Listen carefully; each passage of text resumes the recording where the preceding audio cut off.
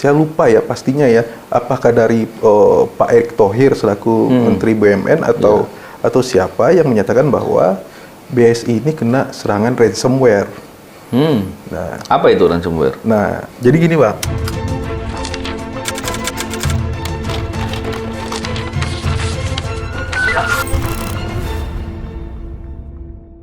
Bismillahirrahmanirrahim. Assalamualaikum warahmatullahi wabarakatuh. Salam integritas, anti korupsi. Alhamdulillah hari ini saya berbincang kembali kepada Sohib Aulia Postiera. Ini pengalamannya banyak, penyelidik iya, penyidik pernah ya? Enggak ya? Enggak Bang. Terus ahli IT, terus yang juga hebat apa? Dia juga ahli berkebun.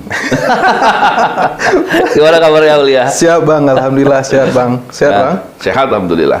Saya ngikuti Twitternya Aulia yang beberapa waktu terakhir yang ngomongin soal BSI ya. Siap Bang. Memang saya juga pengguna nasabah BSI. Aulia juga nasabah BSI. Sama ya Bang. Kalau nggak salah 4 hari kemarin problemnya. 4 hari dari Senin sampai Kamis ya. Senin sampai Kamis ya.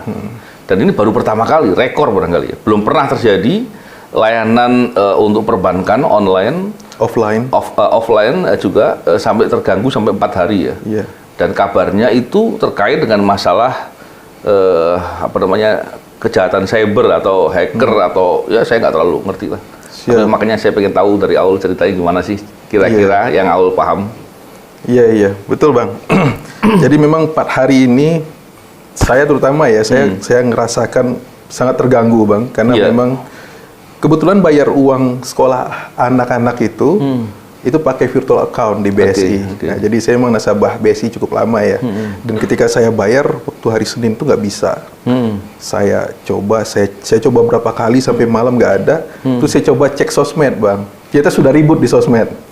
Jadi di Twitter, di Facebook, di Instagram juga pada ribut kan ya soal kenapa nggak bisa akses BSI. Nah, sampai malam hari pertama itu saya belum dapat statement resmi dari BSI. Cuma memang di Twitter ada balasan-balasan. Ada balasan-balasan itu malah yang balas itu scammer Bang. Waktu itu di hari Senin itu yang balas itu akun-akun palsu yang pakai profil BSI padahal itu bukan gitu. Bukan dari akun resmi BSI. Nah, di hari Jangan-jangan hackernya yang jawab. Kalau saya melihat itu scammer aja Bang, penipu Bang, penipu aja Bang. Atau hari kedua, hari ketiga, hari keempat, hari kedua itu sudah mulai ada statement bahwa ada gangguan segala macam. Hari ketiga begitu pun. Cuma yang menarik adalah ada statement dari saya lupa ya pastinya ya, apakah dari Pak Erick Thohir selaku Menteri BUMN atau siapa yang menyatakan bahwa BSI ini kena serangan ransomware. Nah, apa itu ransomware? Nah, jadi gini Bang. Jadi dalam dunia kejahatan siber itu ada beberapa istilah Bang. Ada beberapa kejahatan ya.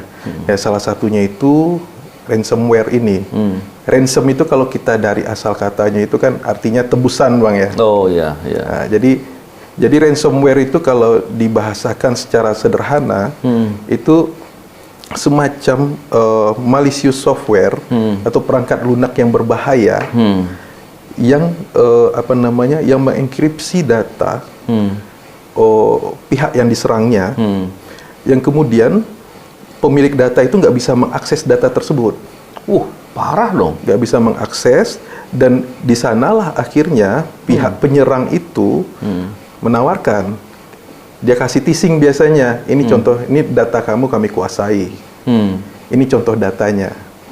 Kalau mau datanya kembali, kami akan kasih key tapi bayar sejumlah uang. Dan itu sudah lama. Kejahatan ini kan kejahatan yang sudah lebih 30 tahun atau sejak internet ini berkembang luas ya Bang ya. Tahun 90-an, tahun 2000-an sekian. Nah, dengan ransomware itu kalau kita bayar, maka dia akan berikan semacam kunci Bang. Ini key-nya, ini software untuk membuka, untuk mendekripnya, sehingga nanti kalau udah dibayar dia serahkan, dan kita transfernya ke dalam Bitcoin biasanya. Jadi sebenarnya ransomware itu memang ini salah satu kejahatan siber yang sangat berbahaya Bang. Dan ini memang menjadi keresahan banyak pihak, terutama industri-industri besar bahkan negara-negara besar, Bang. Iya.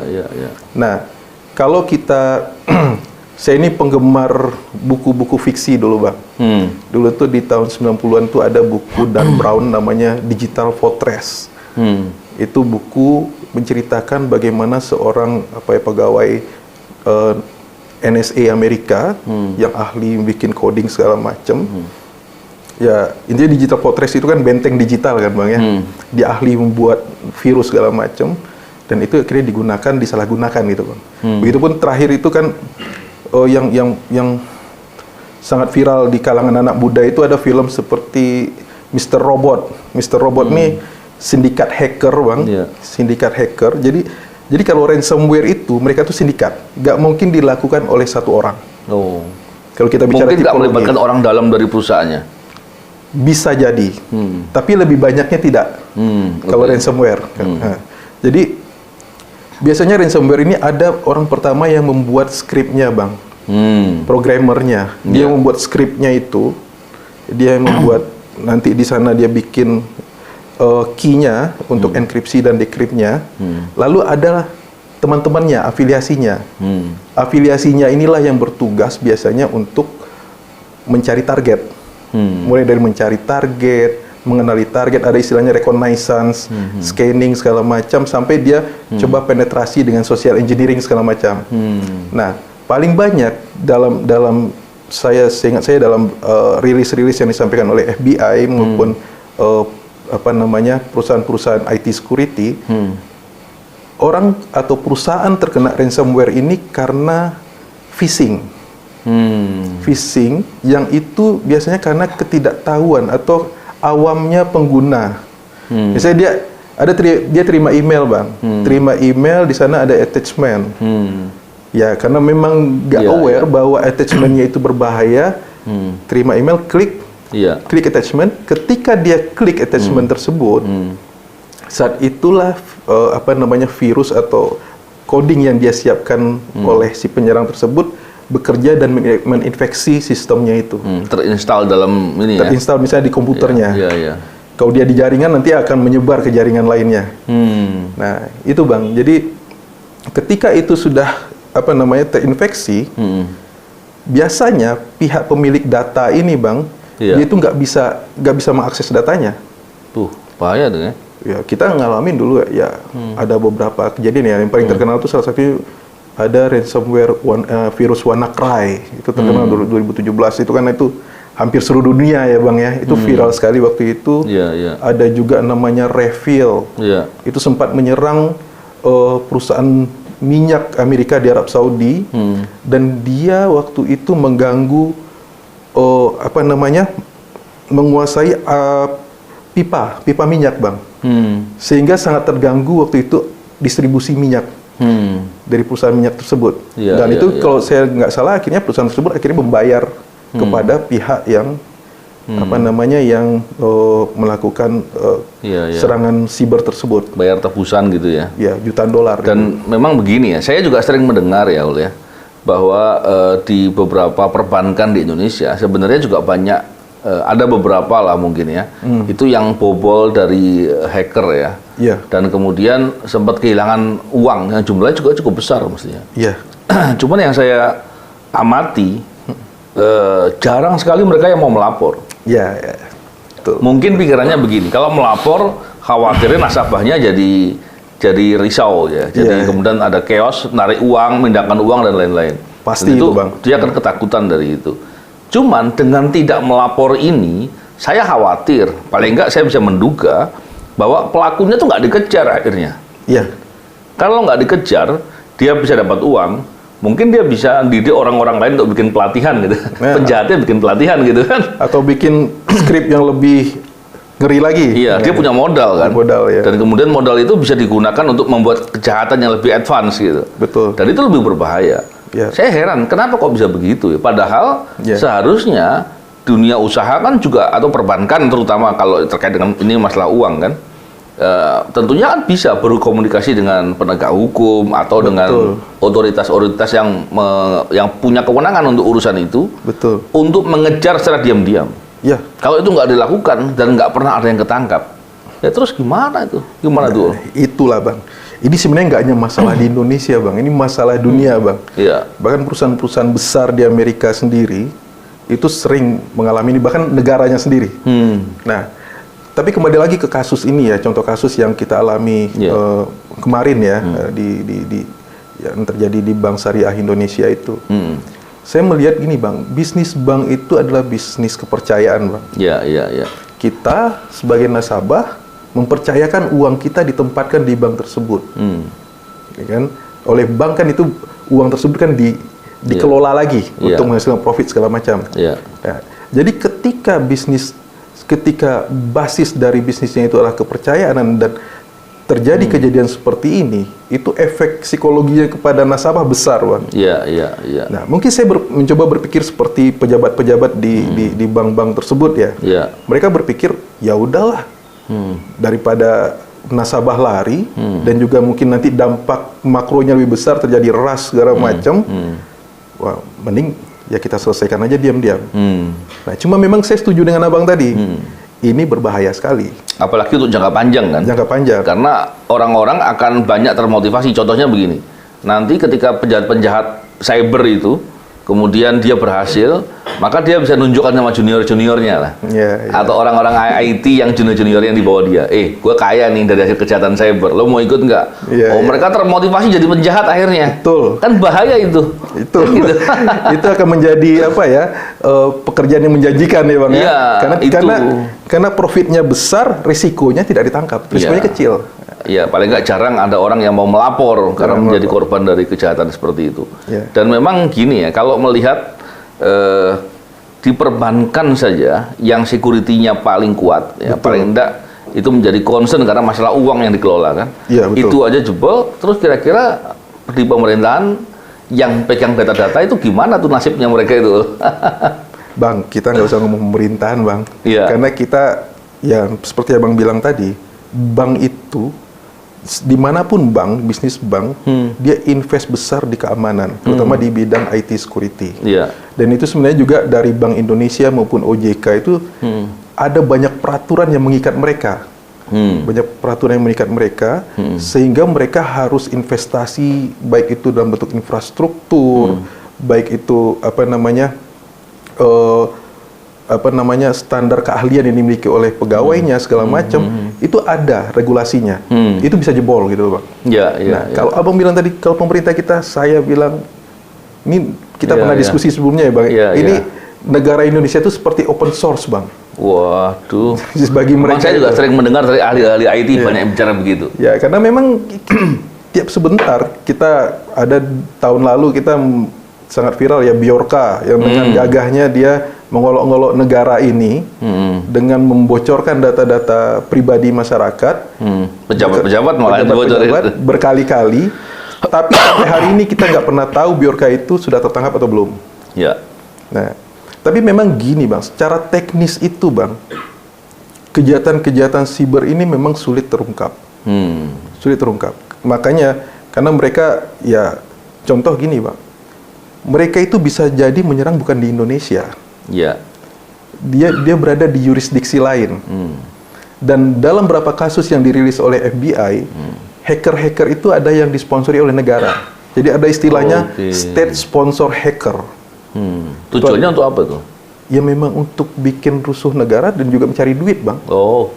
Ada kelompok Rusia, ada kelompok Korea Utara, kelompok Eropa Timur. Itu kalau teman-teman yang biasa bergabung di forum-forum hacker familiar dengan itu.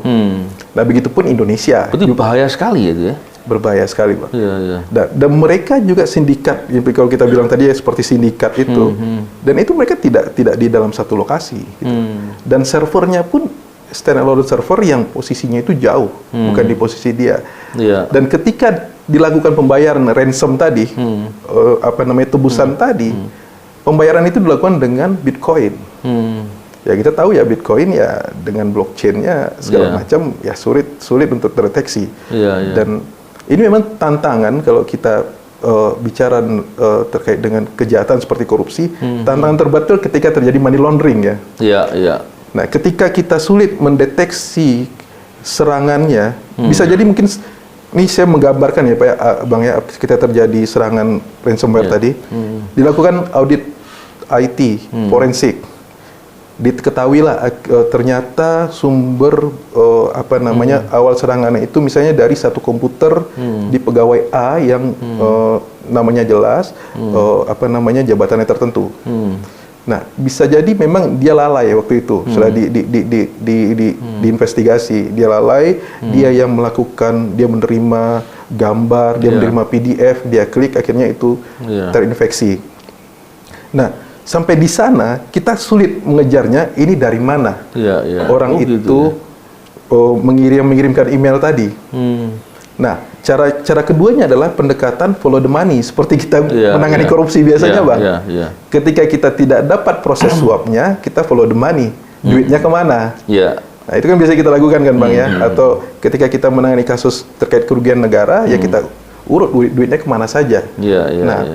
Yang menjadi tantangan sekarang adalah ketika follow the money, dan ini melibatkan menggunakan Bitcoin.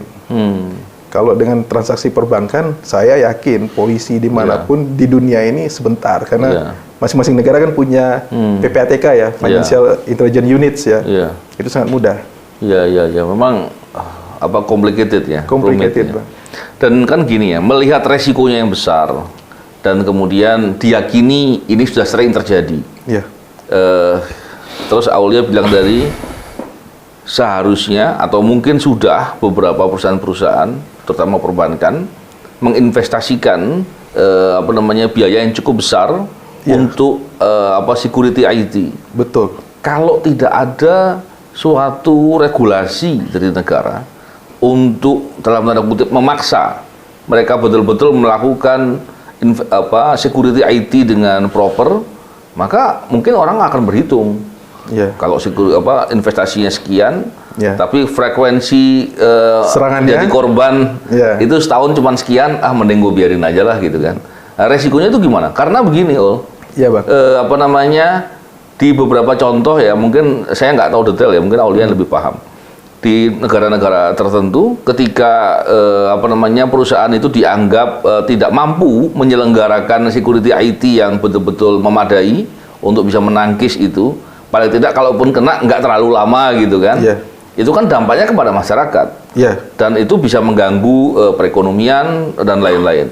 Dan kalau terus kemudian ada otoritas negara yang bisa memaksa dengan cara pemeriksaan, investigasi lah atau apapun lah, tentu itu akan bisa memaksa dunia usaha untuk betul-betul menjaga hal-hal itu. Itu gimana? Itu, Bang. Saya setuju sekali, Bang. Kita ambil contoh yang kasus BSI aja ya, Bang ya, biar ini lebih spesifik dan kasusnya masih hangat, Bang ya. BSI itu adalah bank yang juga di satu sisi dia BUMN. Selaku bank, dia itu tunduk pada dua otoritas, Bang.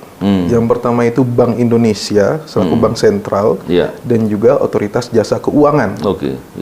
OJK itu kan punya otoritas dalam mengawasi perbankan ya, dalam proses bisnisnya.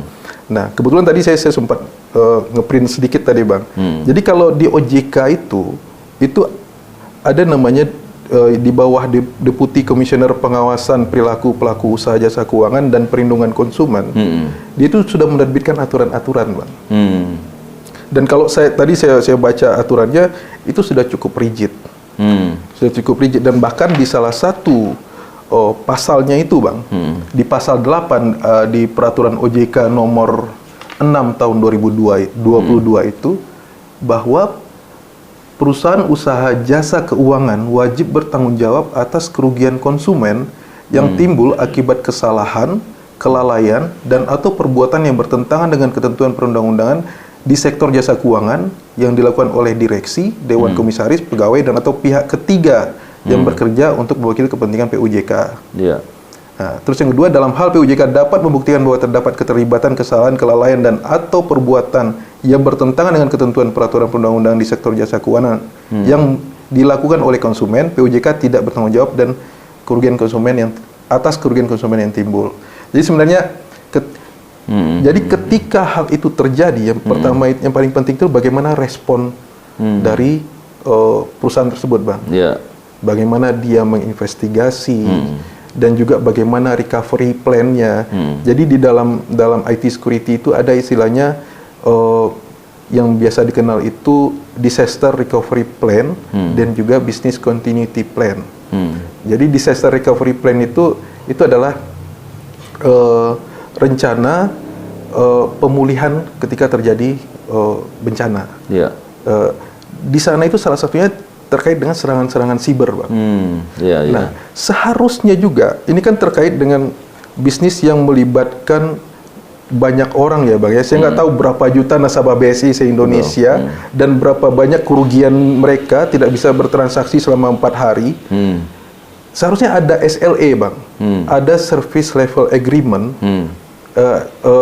di mana ketika terjadi suatu hal darurat seperti ini, berapa lama mereka bisa recovery?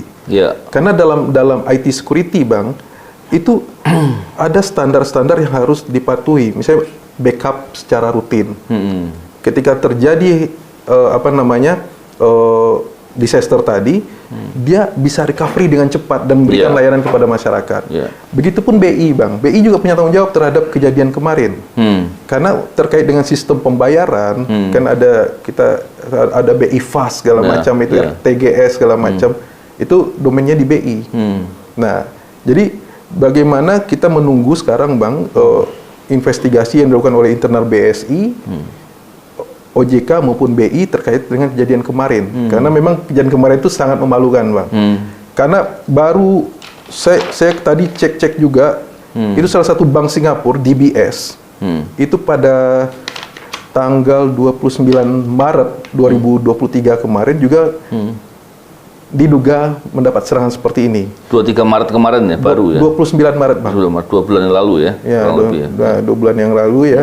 Dan itu tuh dia nggak sampai 1 hari full, Bang. Dari jam 8 pagi sampai sekitar jam 5 sore. Dan itu otoritas Singapura itu langsung bereaksi, Bang. Dan itu mereka kena sanksi administratif, tapi bukan denda, Bang. Di mana sanksinya itu adalah DBS diwajibkan menerapkan penggandaan sebesar 1,5 kali dari aset berbobot risiko untuk risiko operasional yang berarti sekitar 10,53 triliun dalam modal peraturan tambahan. Jadi dia nambah modal yang ditempatkan gitu ya. Modal yang ditempatkan untuk mengatasi risiko tersebut. Nah, jadi sebenarnya begitu Menteri BUMN selaku BSI ini Bank BUMN ya, Bang ya. Di sana ada kekayaan negara yang dipisahkan di sana. Ada unsur negara di sana. Ya seharusnya BUMN juga menerapkan level security yang tinggi untuk seluruh BUMN yang ada. Karena ini kan terkait dengan bisnis-bisnis besar yang dikelola oleh negara, Bang. Betul. Kalau tadi saja DBS ya di Singapura dan kemudian mendapatkan sanksi, dia harus menempatkan penambahan modal ya sekitar 10,5 triliun ya, kurang lebih 10,5 triliun kurang lebih. Itu kan sanksi gitu. Artinya pastilah itu memberatkan operasional perbankan kan. Itu, Bang, dengan begitu dia pasti akan termotivasi dengan lebih sungguh-sungguh untuk melakukan investasi security IT yang lebih baik kan gitu kurang lebih. Betul, itu yang saya maksud. Dan itu juga memberi pelajaran kepada perusahaan lain yang ada di Singapura. Betul, untuk antisipasi ya. Dan tentunya dengan kondisi begitu dia juga pasti akan merasa lebih berkepentingan untuk mengejar pelaku-pelaku itu kan. Betul. Siapa tahu bisa dapat dengan suatu upaya-upaya tertentu yang dilakukan. Betul. Dan yang menarik adalah peranan dari pemerintah sendiri. Di sini tadi ada BI, ada OJK. Jadi bukan sekedar perusahaannya sendiri yang melakukan investigasi, tapi kan tentu dari pihak otoritas dalam hal ini pemerintah yang perlu juga untuk melakukan pemeriksaan dalam konteks untuk memastikan di mana posisi kelalaian, kesalahan dan lain-lain agar tentunya tidak berulang lagi kan begitu kurang lebih ya. Betul. Satu lagi, Bang, kalau terkait dengan siber ini ada BSSN kita, Bang. Oh iya, betul. BSSN, saya juga baca berita sih, BSSN juga lagi turun membantu investigasi terkait hal ini. Dan seharusnya memang ini domain BSSN juga terkait dengan ketahanan siber kita, Bang. Ya, memang kalau hal ini tidak tidak bisa diantisipasi, tidak bisa dilakukan upaya dengan mitigasi dengan yang sebaik mungkin, tentu ini berbahaya sekali. Sangat berbahaya ya. Dan kita berharap kejahatan cyber ini bisa dilakukan upaya penindakan yang sungguh-sungguh. Karena Indonesia ini cukup terkenal. Ada 2 daerah yang sering disebut sebagai tempat pelaku-pelaku kejahatan cyber. Ada di Sidrap di Sulawesi Selatan dan ada di Oku atau Sumatera Selatan. Jadi ketika itu kemudian terjadi dan kemudian terkenal, kan menjadi heran ya, kenapa kok kemudian tidak ada upaya atau tidak bisa dilakukan upaya deteksi dengan lebih baik, dengan lebih kuat agar ya minimal mengurangi lah. Kan kurang lebih begitu. Itu gimana? Penindakan yang paling penting, Pak. Penindakan ya. Dan tentunya itu kan bisa dibaca dengan memprofil orang-orangnya lah. Betul. Dengan begitu tadi melacak atau mengikuti dari follow the money itu kan juga bisa dilakukan untuk upaya. Abang kan pernah ngalamin, Bang? Saya bukan ngalami. saya usaha istri saya yang di IG-nya yang dihack, tapi yang kena tipu adalah customernya gitu. Walaupun kita nggak rugi langsung, tapi kan kita kesel lihatnya. Tapi secara reputasi Abang rugi. Iya, betul. Reputasi rugi. Secara reputasi rugi, benar. Karena tentunya orang menjadi sedikit banyak pasti marah lah. Walaupun upaya yang kita lakukan sudah sejak awal kita umumkan. Betul. Umumkan, tapi tetap aja ada yang kena. Aduh, kacau. Kita juga gimana ya? Antara malu, kesel, dan kemudian tentunya walaupun upaya sudah kita lakukan dengan sungguh-sungguh dengan melapor kepada petugas dan mengumumkan kepada publik agar jangan sampai kena korban, tapi tetap aja ada yang jadi kena korban. Makanya kembali lagi, Bang, seperti yang Abang sampaikan tadi, komunikasi publik dari perusahaan, ini khusus ya kita ngomong perusahaan perusahaan, apalagi ini perusahaan publik juga, BUMN, perusahaan publik yang mendapat serangan siber itu penting. Karena kenapa? Karena dengan diumumkan secara terbuka, walaupun memang ada risiko reputasi di sana, itu juga memberikan pelajaran kepada banyak pihak, baik itu sesama yang perusahaan yang punya bisnis serupa atau perusahaan lain, dan yang paling penting adalah kepada masyarakat, gitu loh, Bang. Nah, kita selama ini kan memang kalau di beberapa klausul bank kan ketika ada kesalahan yang dilakukan oleh konsumen, misalnya kayak korban scammer itu kan bank tidak bertanggung jawab.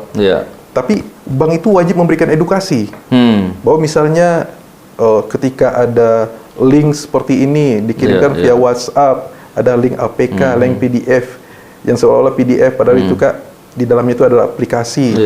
Dan akhirnya akun mobile bankingnya terkuras. Nah, hal seperti itu wajib dilakukan edukasi dan yang paling penting penindakannya juga harus diumumkan setelah itu. Biar masyarakat juga saya diserang, berarti pelakunya tetap tertangkap kok gitu. Nah, itu untuk yang masih dalam yurisdiksi Indonesia seharusnya bisa dilakukan, Bang. Gitu ya. Dan penegak hukum kita juga canggih-canggih, Bang. Kita kan tahu ya di Polri sendiri ya, siber tuh cukup powerful sebenarnya. Nah, itu, Bang. Tinggal masalah kesungguhannya aja ya. Betul. Karena saya pernah pernah mengalami tadi yang dikatakan. Dan ketika saya mengetahui bahwa ada pihak hacker atau pihak orang pelaku kejahatan yang memanfaatkan IG istri saya atau IG tempat jualannya istri saya untuk menipu, dan kemudian saya tahu nomor rekeningnya, yang saya lakukan pertama kali apa? Saya menghubungi perbankan. Saya minta nomor itu diblokir. Kenapa? Agar orang yang nanti menjadi korban ketika transfer nggak bisa. Betul. Tapi perbankan awalnya nolak. Oh, nggak bisa. Ada mekanisme begini, begitu. Saya bilang ini yang pertama, kalau nggak segera diblokir, kalau sudah ada yang ketipu, uangnya segera diambil yang bersangkutan. Betul. Yang kedua, kalau nggak segera diblokir, nanti ada orang yang tertipu dan kemudian terlanjur mengirim ke dia, ngambilnya juga nggak mungkin lagi. Pasti dia akan cepat langsung ngambil dengan mekanisme-mekanisme yang memudahkan untuk menyembunyikan atau diambil oleh pelaku-pelakunya. Ini kan saya pikir juga perlu diperbaiki ya mekanisme seperti ini. Walaupun mungkin perbankan konteksnya dalam pelayanan customer service yang telepon ya, mungkin dia pikir jangan sampai ada orang customer yang dirugikan dan dikerjai sama orang dengan cara begitu ya. Ya, dikomplain ya. Dia khawatir begitu. Tapi kan dia sebetulnya bisa melakukan upaya lah dengan cara melakukan pengecekan ini seperti apa sih? Kan bisa dengan mudah mestinya melihat begitu. Dan bisa diukur mana sih yang lebih penting kira-kira. Karena lebih seperti itu ya. Dan memang tadi upaya-upaya itu mestinya bisa dilakukan. Ya, menarik sekali ini. Ini sebenarnya gini Bang, ini kita belum tahu nih akibat dari 4 harinya tidak beroperasinya layanan perbankan oleh BSI ini, berapa banyak kerugian yang diderita. Itu kita belum tahu nih Bang. Karena tadi saya baca juga ada salah satu rektor di universitas komplain karena tidak bisa pembayaran mahasiswa yang menggunakan BSI. Di Aceh kan memang dia menerapkan syariat Islam ya. Lebih banyak menggunakan bank syariah dan mayoritas itu bank syariah Indonesia. Mereka sangat terganggu dengan itu. Dan ini sebenarnya dan juga di sosmed tadi saya melihat ada komentar-komentar negatif terkait dengan bank syariah. Ini efeknya buruk sekali kalau hal ini tidak dituntaskan oleh BSI terutama selaku korban ini ya, dan juga selaku perusahaan. Karena ini kan kepercayaan publik menggunakan bank syariah yang makin hari makin meningkat. Ini kan sebenarnya kan itu menguntungkan ya, di banyak efek positifnya. Tapi ketika hanya menjual nama syariah, tidak meningkatkan pelayanan kepada masyarakat, tidak memberikan perlindungan kepada masyarakat, orang otomatis trust masyarakat itu akan berkurang dan efeknya akan sangat buruk. Tentunya bagi BSI sendiri dan juga bagi perkembangan bank syariah di Indonesia, Bang. Baik, benar. Kita berharap semoga ke depan perbankan, BSI termasuk juga bank-bank yang lain, termasuk juga yang pernah kena hack. Tapi nggak mau melapor gitu. Beberapa pernah lapor ke kita juga kan Bang ya. Terus menyembunyikan. Semoga mereka kemudian sadar bahwa kepentingan keberlangsungan jangka panjang itu tetap harus dipikirkan. Kalau sekedar hanya kepentingan bisnis jangka pendek, dia tidak menginformasikan, tapi juga tidak mengajar pelakunya, atau tidak berkoordinasi secara diam-diam. Dengan otoritas negara, dengan penegak hukum, agar bisa dikejar pelakunya untuk minimal bisa dicegat uang-uang yang sudah terlanjur keluar gitu ya, yang diambil, atau bisa nangkep pelakunya lebih hebat lagi. Atau paling tidak upaya yang paling penting adalah bagaimana melakukan mitigasi yang sungguh-sungguh, melakukan investasi yang lebih baik lagi untuk membuat security IT yang memadai atau semakin kuat, dan itu harus dilakukan dengan terus-menerus gitu ya. Dan tentunya kita berharap semoga kejadian-kejadian serupa nggak terjadi lagi. Bang. Mungkin Aulia ada statement penutup yang perlu disampaikan? Ya, memang kita perlu sadari bahwa semakin hari itu perkembangan teknologi itu semakin tinggi. Dan hampir semua lini kehidupan kita bergantung pada teknologi informasi sekarang, Bang. Nah, oleh karena itu kesadaran dan edukasi terkait dengan keamanan informasi ini penting. Nah, makanya di sini ada peran negara dalam hal ini harus aktif memberikan edukasi kepada masyarakat. Karena tidak hanya soal kerugian materi seperti seperti ransomware ini aja, Bang. Yang lebih berbahaya adalah penyebaran hoax. Yang itu kita masuk tahun politik, Bang, penyebaran hoax. Sekarang teknologi artificial intelligence berkembang sangat pesat, Bang. Nah, bahkan sekarang deepfake, ada istilah deepfake. Orang bisa aja bikin video Bang Novel dengan kondisi tertentu dan digunakan untuk manipulasi banyak orang dan seolah-olah itu benar, Bang. Nah, ini penegakan hukum di bidang kejahatan siber itu harus benar-benar dilakukan secara transparan dan tegas. Nah, karena jika tidak, ini akan semakin berbahaya ke depannya, Bang. Benar-benar.